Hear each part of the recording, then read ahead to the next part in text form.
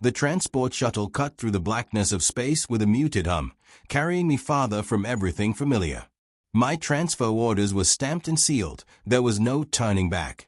I sat rigid in my seat, helmet resting on my lap, staring at the faint blue glow of the consoles.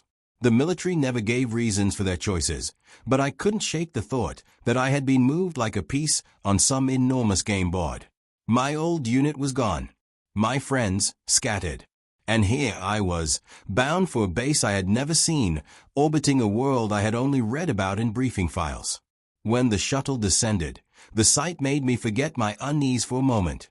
The base floated above the planet like a vast crown of steel, its towers glittering under the light of the nearby star.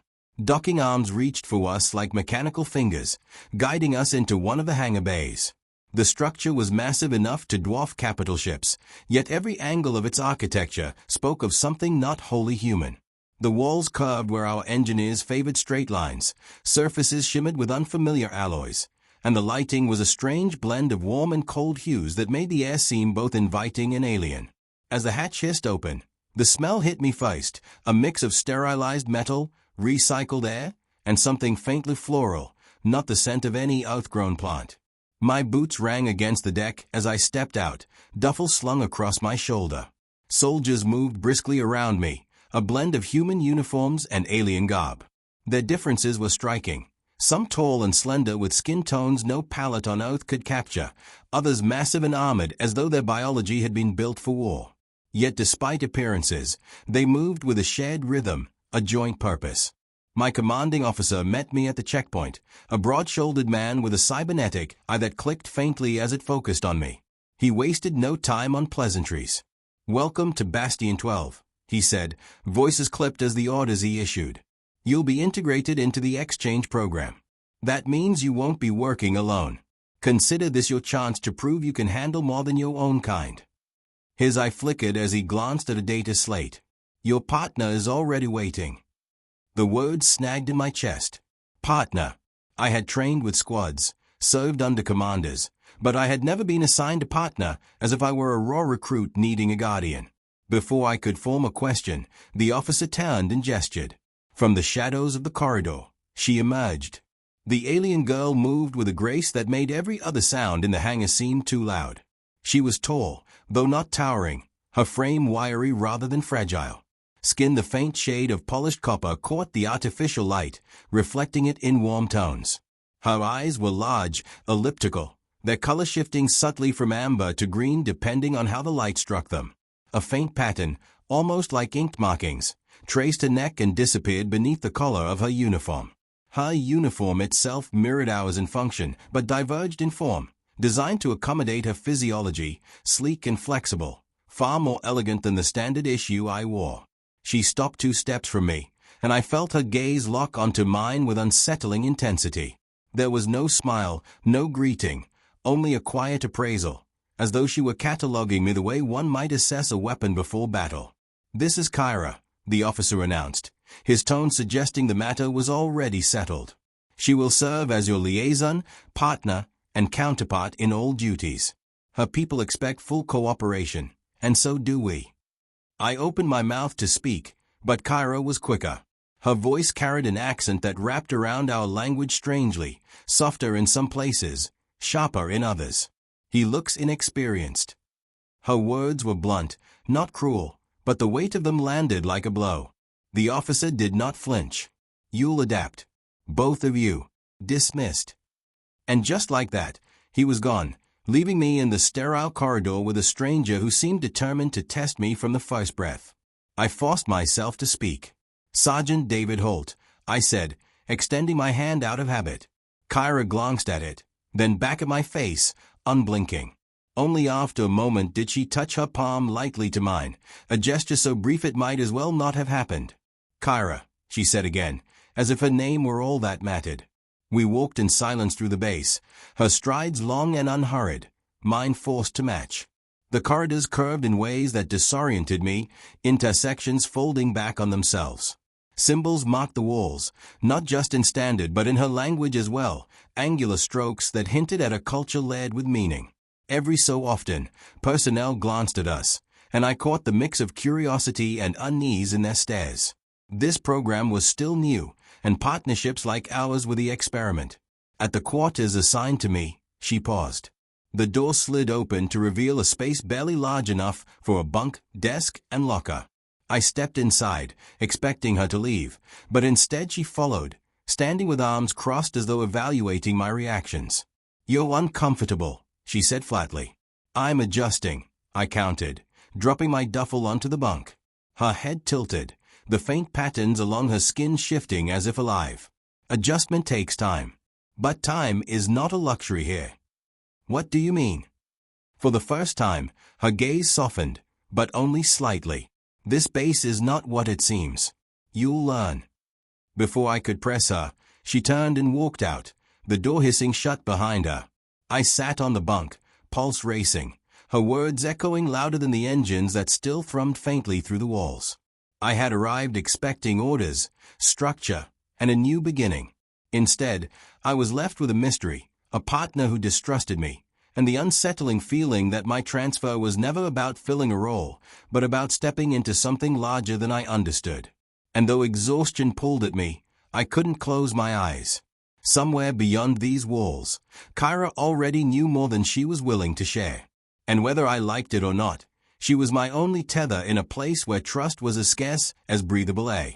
Morning on Bastion 12 came not with sunlight, but with the slow brightening of artificial panels embedded in the ceiling. The sterile glow pulled me from uneasy sleep, though my mind had never fully rested. Kyra's words lingered, a riddle I couldn't ignore. "This base is not what it seems." I suited up, pulled my boots tight, and stepped into the corridor where she was already waiting, arms folded, gaze fixed on me, as though she had predicted the exact moment I would emerge. We walked to the training decks in silence, though silence with her never felt empty. It felt calculated, as if every withheld word had weight.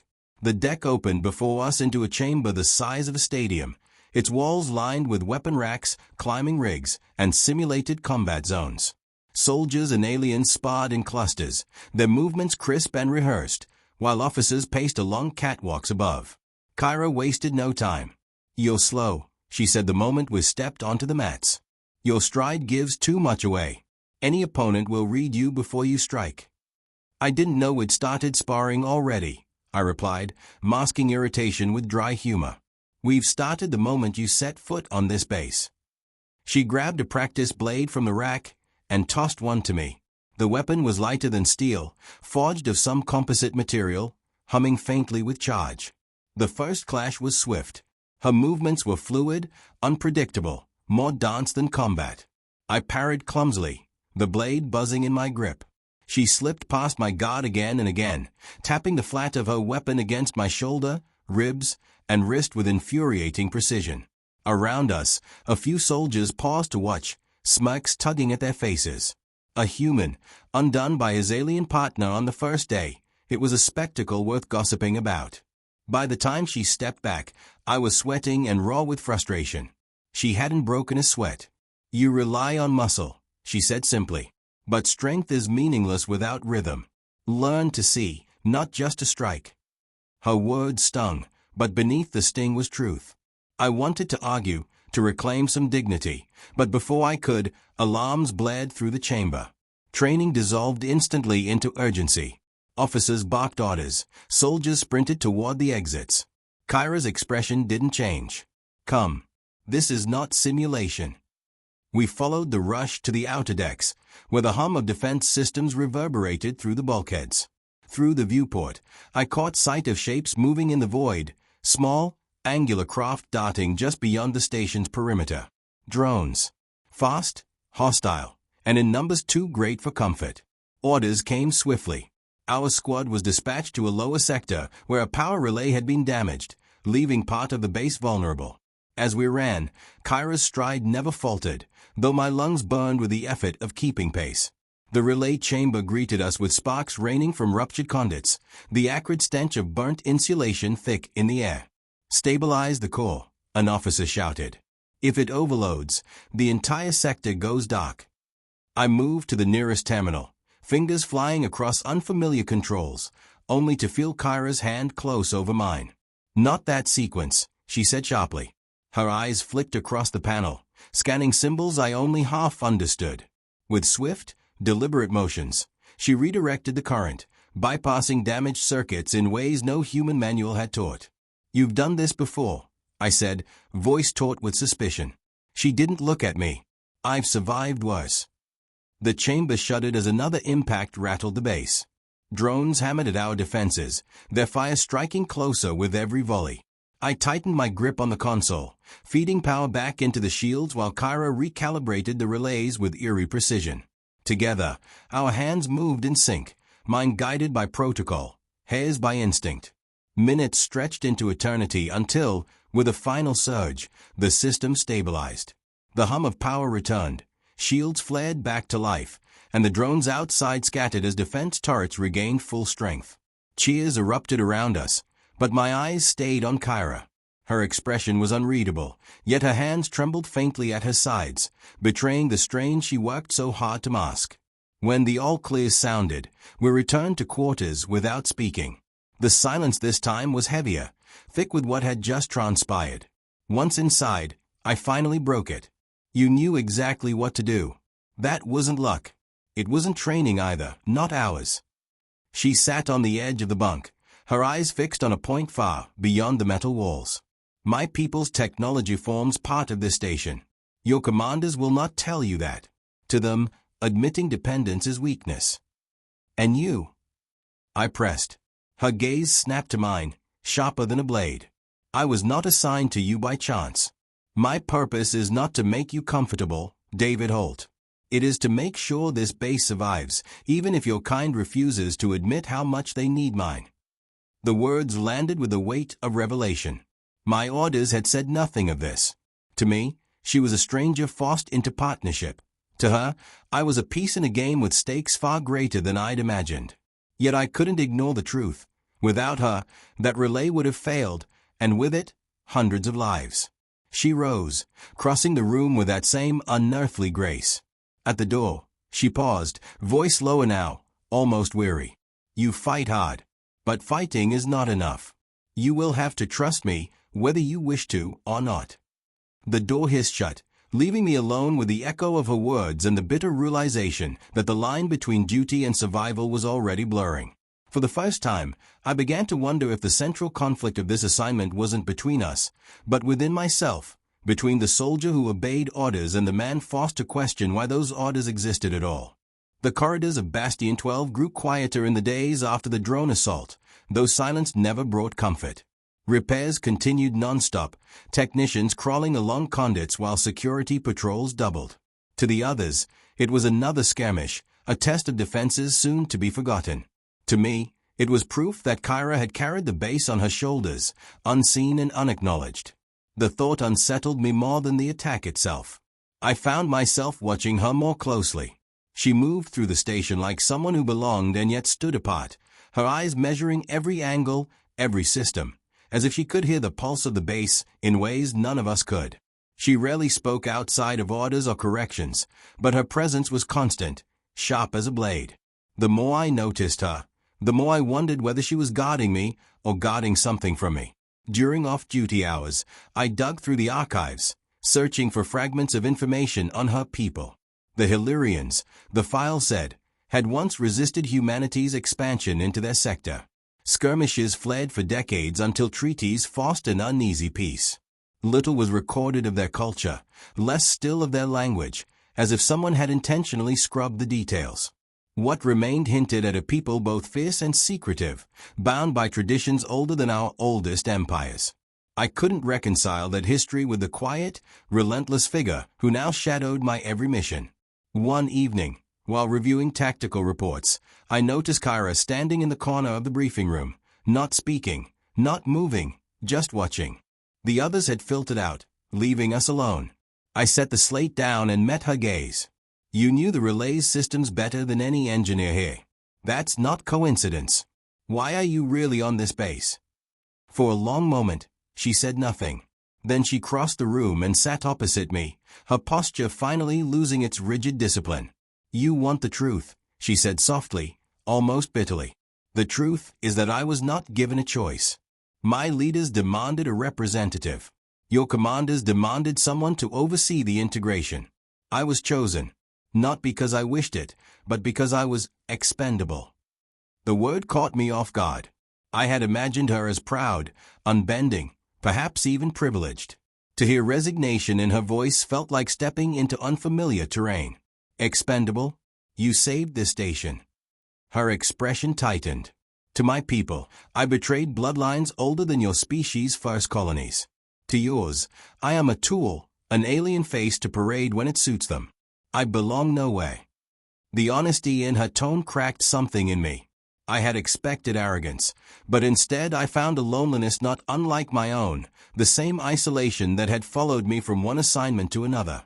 For the first time, I saw not just the soldier standing before me but the person beneath the uniform. Still, suspicion lingered. Then why me? Why assign you as my partner? Her eyes flickered, hesitation breaking her usual composure. Because you question orders. They believe pairing us would make you easier to control. I almost laughed at the irony. Control is the last thing they've achieved. Her lips curved, not into a smile, but into something faintly resembling it. The moment felt fragile, as though acknowledging it would break it. Before I could press further, the comms crackled with an alert. Unauthorized transmissions had been detected from within the base. The words chilled me. Spies. Saboteurs. And in that instant, suspicion turned not outward but inward. My mind betrayed me with the thought, was Kyra one of them? The command center was chaos when we arrived. Officers barked orders. Analysts traced signals through layers of encryption. The transmissions were clever, masked to look like routine data packets, but they carried fragments of tactical information. Someone wanted the base exposed. I caught Kyra scanning the displays with unnerving focus. Her jaw tightened, and when our eyes met, I saw no guilt, only certainty. She knew something. After the briefing, I cornered her in the corridor. You recognized that signal. Don't deny it. Her silence stretched, heavy with meaning. Finally, she said, it was not human code. It was Hillyrian. Old dialect, one few outside my people would recognize. The flaw seemed to tilt beneath me. Then this base is already compromised. She nodded once, grimly. By my own kind. The words carved the air like a blade. My instinct screamed to report her immediately, to let command tear the truth from her. Yet something deeper, something I couldn't explain, held me back. She could have hidden it, could have let us stumble blind. Instead, she had spoken. That meant something. Why tell me? I asked. Because you will believe me when your commanders will not, she replied. They see enemies in every shadow. You see questions. Her faith unsettled me more than her confession. I was trained to follow, not to be entrusted with secrets that could ignite wars. Yet here she was, placing the weight of her people's betrayal in my hands. That night, sleep refused to come. The hum of the base felt different now, like the slow heartbeat of something wounded. If her words were true, then the attack we had survived was only the beginning. And if I chose to trust her, I risked branding myself a traitor in the eyes of my own command. Still, when I thought of her voice, stripped of its usual sharpness, admitting she belonged nowhere, I realized the decision had already been made. Whatever came next, Kyra was not just my assigned partner. She was the key to understanding what storm was gathering around Bastion 12. And storms never passed quietly. The alarm came in the middle of a routine systems check. No drills, no warnings, just a piercing klaxon that shook the walls and a red pulse spilling across every display. I bolted upright from the console, Kyra already on her feet beside me, her expression unreadable but her body taut with readiness. The comm crackled with frantic voices. Perimeter defenses breached, unknown vessels closing fast, multiple signatures. This wasn't another swarm of drones. This was coordinated, intentional. The corridors became rivers of motion. Soldiers sprinted to posts. Technicians scrambled to lock down compartments. Officers barked orders over the din. I felt the weight of the station's size pressing in on me, every corridor a vein carrying blood toward a heart under siege. Kyra moved through the chaos without hesitation, her stride unbroken, as if she already knew where we needed to be. I followed, trusting instinct more than orders now. We reached the command hub just as the first impacts rattled the structure. The displays were a blur of hostile signals, ships of designs I recognized from archived files, Hillyrian vessels refitted for war. My stomach twisted. She had been right all along. Her people were here, and they hadn't come as allies. The commander turned on her the moment we entered. His cybernetic eye flared as he jabbed a finger toward her. You knew this would happen. How deep does your betrayal run? Kyra stood motionless under his accusation, her chin high, her eyes steady. If I wanted you dead, Commander, you would be. Stop wasting time and give orders. I stepped forward before his rage could ignite further. She's the only one who can predict their tactics. Without her, we're blind. The room fell into a brittle silence, the weight of my words hanging like a blade. The commander's jaw worked, but another impact rocked the station, throwing sparks across the consoles. He spat a curse and gestured sharply. Fine. You too, Sector 9. Keep the core online. If it falls, the entire base is lost. We didn't wait to argue. The journey to Sector 9 was a gauntlet of tremors and smoke. The station shuddered under sustained fire, emergency lights stuttering in the haze. Kyra led, her movements sure even when mine faltered. At the relay chamber, chaos reigned. Panels hung in tatters, conduits bled sparks, and the power core throbbed wildly, dangerously unstable. Engineers were down, some wounded, others dead. Kyra rushed forward, scanning the systems with a practiced eye. They've seeded the core with a disruption code. It will cascade and collapse the shields. Then stop it, I said, even as my hands moved to rear out power, buying her the second she needed. She dropped to one knee, interfacing with a panel in ways I couldn't follow, her hands moving with the speed of instinct. For the first time, I saw her not just as a soldier but as a bridge, living knowledge binding two worlds. My fingers flew across controls, diverting power from non-critical sectors, praying it would hold. The walls shook again, this time with a deafening roar. A breach had opened somewhere above, the sound of atmosphere venting tearing through the metal bones of the station. My comm lit with desperate voices calling for reinforcements we couldn't spare. I forced myself to tune it out. If we lost the core, none of those voices would matter. Kyra's breathing quickened, her focus absolute. I need you to cut the secondary feed, now. I hesitated. The feed powered half the life support on this level. Cutting it meant condemning anyone trapped here. She met my eyes, and for the first time, I saw no cold detachment, only urgency layered with trust. Do it, David, or we all die. I slammed my hand against the control. The feed severed with a shudder, lights flickering as the air grew thin. Kyra plunged deeper into the code, fingers dancing across the alien interface until, with a sudden jolt, the wild hum of the core steadied. The shields flared back to life, bright and unyielding. For a heartbeat, the entire base seemed to exhale. But there was no time to savor it. The breach in the upper levels was spreading, enemy forces boarding now. Through the comm, the commander's voice was raw with urgency. Hold your sector. They're inside.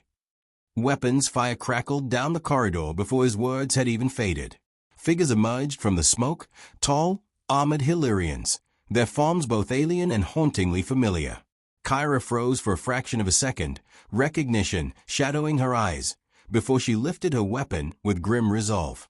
The fight was brutal and close. My rifle barked in bursts, each shot driving the invaders back step by step. Kyra moved with lethal precision, blade flashing when the enemy closed too near, every strike born of both fury and sorrow. For every one we dropped, two more seemed to take their place. The air grew thick with smoke, ozone, and the iron scent of blood. At last, the final figure fell, its armor sparking under Kyra's blade. Silence followed, broken only by the distant groan of strained metal. I leaned against the wall, chest heaving, rifle trembling in my hands. Kyra stood over the fallen, her breath ragged, her eyes haunted. They were not supposed to be here, she whispered, voice raw. Not these warriors. Not my kin. I stepped closer, unsure if words could reach her. You fought for us. Her gaze lifted, heavy with grief. I fought against everything I was raised to honor. Before I could answer, the comm flared again. The commander's voice was steady now, iron through the static. The enemy is retreating. Shields are stable. Casualties, heavy, but we endure. Relief rippled through me, though it was hollow, brittle. We had survived, but survival felt less like victory and more like a stay of execution. Kyra sheathed her blade, the motion deliberate, almost ritualistic. When she finally spoke, her voice carried a weight that silenced even my racing thoughts. This war is not over, and neither of us can escape what's coming. You are bound to me now, David Holt, as I am bound to you. Remember that when the next storm breaks. Her words settled like stone in my chest, leaving me with the certainty that everything ahead, every battle, every betrayal, every fragile moment of trust, would hinge on the bond forged in fire tonight. And though the alarms had quieted, the true conflict was only just beginning. The days following the assault blurred into one another, a haze of repairs, debriefings, and the uneasy quiet that always follows survival. Bastion 12 still stood, but the scars were everywhere. Shattered panels sealed by hasty welds, corridors dimmed by failing lights, and eyes hollowed by fatigue. Yet beneath the surface damage, a deeper fracture spread. Trust. Soldiers whispered in corners, officers second-guessed every report, and suspicion clung to every glance toward Kyra. To them, she was both savior and threat, a paradox they could not reconcile. I felt it too, though not in the same way. My loyalty had always been simple before, orders in, action out. But now every decision felt weighed against something larger, a gravity I could not escape. Kyra's presence was no longer just partnership, it was a mirror forcing me to see questions I had never dared to ask. Each time I looked at her, I saw not just an alien ally but a reminder that survival had come from breaking the very boundaries we swore to uphold. We spent long hours together, not by choice but necessity. Patrols, system checks, tactical reviews. The routine was endless. Kyra remained as composed as ever, but in her silences I caught glimpses of strain. Sometimes her gaze lingered on the viewport, staring into the void with a hunger that spoke of home. Other times she grew sharper, more impatient, as if the weight of unspoken truths pressed against her chest. One evening, while reviewing sensor data in the observation deck, I broke the silence. You saved this station twice now. Yet command looks at you like you're a loaded weapon. Doesn't it bother you? Her eyes didn't leave the stars. What bothers me is their fear. Fear blinds more than hate. At least hate sees its target clearly. The words carried more pain than bitterness. I studied her, wondering how many times she had spoken truth only to be met with suspicion. Then what about me? Do you fear me too? That drew her gaze at last, piercing and unflinching. I do not fear you, David. I fear what choices you will be forced to make. Fear is not always about the person. Sometimes it is about the path. Her answer left me unsettled. I wanted clarity, but she gave me prophecy instead, as though she already saw forks in the road I had yet to reach. The next day, we were summoned to a restricted briefing. The commander's voice was harsher than usual, frayed by lack of sleep and the burden of casualties. Recon drones confirm what we suspected. The Hillyrian faction behind the attack is regrouping. Larger ships are gathering. This base may be their primary target. We can't afford weakness. His cybernetic eye flicked toward Kyra like a dagger. Which means no more secrets. If you know their strategy, their leaders, anything, speak now. The room turned to her, eyes burning with expectation and distrust. Kyra stood still, hands clasped behind her back, her face carved from stone. Their tactics change with every engagement. They adapt. To claim otherwise would be a lie. Murmurs rippled, officers shaking their heads, the commander's glare intensifying. I felt the air shift, hostility thickening like smoke. Before suspicion could become condemnation, I spoke. She's not your enemy. Without her, the last attack would have gutted us. If you push her now, you'll lose the one advantage we have. The commander's jaw clenched, but he said nothing further, dismissing us with a curt gesture. The silence in the corridor afterward was heavier than any battlefield. I finally broke it. Why didn't you tell them what you told me about the code? Kyra's steps never faltered. Because truth is not always weapon. Sometimes it is poison. If I admit my people are behind this, they will stop seeing me as Kyra. I will become the enemy in their eyes. and then nothing I do will matter. I wanted to argue, to insist that truth mattered, but the memory of the commander's glare silenced me. She was right. In a war built on fragile alliances, truth could be the most dangerous weapon of all. That night, sleep was restless again. I dreamed of fire peeling through steel, of Kyra's eyes staring back at me from the smoke, not with accusation but with a strange, aching sorrow. I woke to the sound of footsteps outside my quarters and found her waiting, a shadow against the dim light. "Walk with me," she said. We moved through the quiet corridors, past sealed hatches and humming conduits. At last, she stopped at a viewport overlooking the planet below. Its surface glowed faintly, a world still wild, its seas catching starlight like shards of glass. "My people call that world Ilfa," she said quietly. "To you, it is just another coordinate. But to us, it is where our first songs were sung, where our ancestors raised cities before your kind left Earth. I was raised to believe I would one day stand upon its soil as guardian, not as exile. And now I fight against those who still hold it sacred." Her voice broke, just slightly, and for the first time I saw not the warrior but the exile she had named herself. The weight of it pressed against me, raw and human despite the alien cadence. I stepped closer, careful not to break the fragile honesty between us. "Then why stay? Why fight for a people who don't trust you, against a people who once were yours?" Her eyes found mine, unwavering. "Because survival does not belong to one people alone. Because if I do nothing, both our worlds will burn. And because," she hesitated, then said with quiet conviction, "because you still look at me and see more than an enemy." The words lodged in my chest, heavier than any wound I had taken. In that moment, the central conflict was no longer just about factions or treaties. It was about choice. Whether to stand bound by orders and suspicion, or to trust the fragile, dangerous bond forming between us. Before I could speak, the comm in my wristband flared with urgency. Enemy signatures had returned.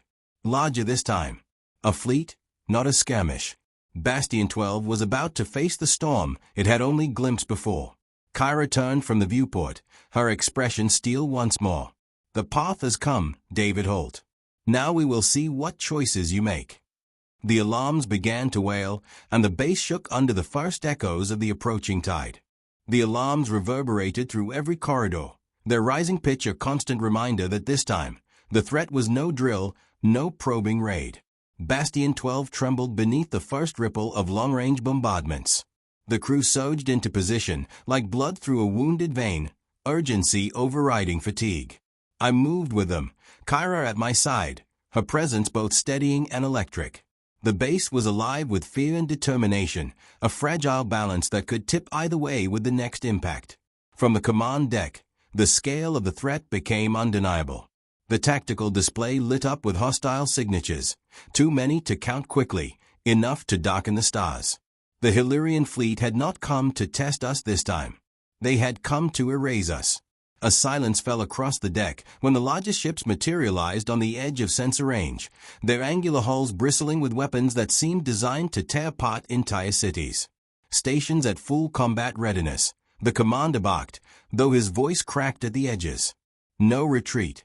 We hold. No retreat." The phrase hung like a death sentence. Yet no one protested. Perhaps it was courage, or perhaps the simple knowledge that retreat would only delay the inevitable. Beside me, Kyra studied the display with eyes that moved faster than anyone else's. Her hand hovered near the console, as though she longed to intervene, but knew the scrutiny on her was absolute. At last she leaned closer to me, her voice a low current only I could hear. "Their formation is deceptive. The center is not their strength. It is their bait. If you strike there, you will bleed out against the trap." I swallowed, torn between instinct and trust. To act on her words was to gamble the fate of everyone here on the council of someone half the room already doubted. Yet doing nothing felt worse, like sleepwalking into a grave. When the commander ordered concentrated fire on the center of the enemy line, I found myself speaking before I could stop. "So, with respect, their flanks are the real threat. Kyra has identified the trap." The room stiffened, all eyes swiveling to me, then to her. The commander's glare was molten. "You're basing our defense on her? On the very bloodline that built those ships?" My throat was dry, but the words came steady. I'm basing it on survival. She's been right before, when no one else saw it. We're still alive because of her. The silence stretched, taut as wire. At last, the commander spat the order to redirect fire toward the flanks. The crew obeyed with a kind of hesitation that reveals both doubt and desperate hope. The first salvos lit the void. Explosions rippled across the enemy lines, revealing hidden wings that had indeed been waiting to spring the trap. Gasps filled the deck as the reality became clear. Kyra had saved us again. But there was no time to savor vindication. The enemy adapted instantly, pressing harder, forcing our defenses to strain against the tide. Bastion 12 groaned as its shields buckled under the relentless assault. I could feel the vibrations in my bones, each impact a reminder of how close the void truly was. In the chaos, Kyra turned to me, her voice sharp with urgency. There is one chance. Their command vessel, if it falls, the fleet will fracture. But the strike must come from within their perimeter. No artillery, no drones. A manned assault. I knew what she was suggesting before she finished. My heart hammered. You mean us? Her gaze was unwavering. You and me. Alone, we can slip through. Together, we might reach their heart. It was madness. Beyond madness. But as I looked around, at the weary soldiers clinging to fading hope, at the commander whose authority was splintering beneath doubt, I realized madness might be the only path left. I nodded once, firm. Then let's end this. Authorization was another battle. The commander nearly had me dragged from the deck, but desperation overcame protocol. With shields failing and the base seconds from collapse, he relented, his voice seething with both fury and reluctant faith. Fine. Take a fighter. If you fail, it will be your graves. If you succeed, don't expect forgiveness. Minutes later, Kyra and I sat side by side in a two-seat strikecraft, its frame humming with readiness, its cockpit barely large enough to contain the weight of what we carried. As the hangar doors peeled open, the void yawned before us, vast and merciless. For a heartbeat, silence reigned, broken only by the sound of her breath in my comms. Then we launched, a flare of speed propelling us into the storm. Enemy fire launched across our path, but Kyra's hands danced over the controls with lethal precision, weaving through the chaos like she had been born in it. I manned the weapons, focusing fire on weak points she pointed out before I even saw them. Our movements synchronized with frightening ease, two lives beating against impossible odds in perfect rhythm. Each destroyed fighter, each narrow dodge pulled us deeper into the enemy's throat. And then we saw it, the command vessel. Vast, black, bristling with spires that looked more like obsidian thorns than metal. It radiated menace, a living fortress daring us to try. Kyra's voice steadied me. One strike. Their core is shielded, but their intake vents cycle every 60 seconds. We must hit it at the exact moment of vulnerability. As she guided us into position, my grip tightened on the trigger. Sweat blurred my vision, but my focus sharpened to a knife's edge. We had one chance, and failure meant not just death but annihilation for everyone behind us. The timer ticked. The vent opened, a glowing maw beckoning. Now, she whispered. I fired. The shot vanished into the vent, swallowed by shadow. For a breathless moment, nothing happened. Then the vessel convulsed, fire ripping through its frame as energy cascaded uncontrollably. The explosion tore across the void, shockwaves scattering the enemy fleet into chaos. Cheers erupted in our comms, disbelief mingling with triumph. Bastion 12's surviving guns roared to life, carving through the fractured enemy lines. Victory, fragile and incomplete, was finally within reach. Yet as the flames consumed the command vessel, Kyra's face was not triumph but sorrow. She whispered something in her own tongue, words too soft for translation, and I realized what this cost her, not just betrayal of her people, but the severing of a bond older than any alliance. We turned back toward Bastion 12, the stars burning bright around us. But I knew the battle had changed more than the war. It had changed us. Trust had been forged in fire, and with it came a future neither of us could yet name. When we landed, the crew looked at Kyra differently, not with open arms, but with something beyond suspicion. Respect. Fear still lingered, but it no longer stood unchallenged. As I stepped from the craft, the commander met my gaze. His words were few, his tone as sharp as ever. You bought us time. Don't waste it. Time. That was all we had earned. Time to rebuild, time to prepare, time to decide what lines we were willing to cross next. The war was far from over, and the true conflict, the one between loyalty, trust, and survival, had only just begun. And as Kyra stood beside me, her silhouette framed by the battered hangar lights, I understood one thing with clarity that cut deeper than any blade. Whatever path lay ahead, I would not walk it alone.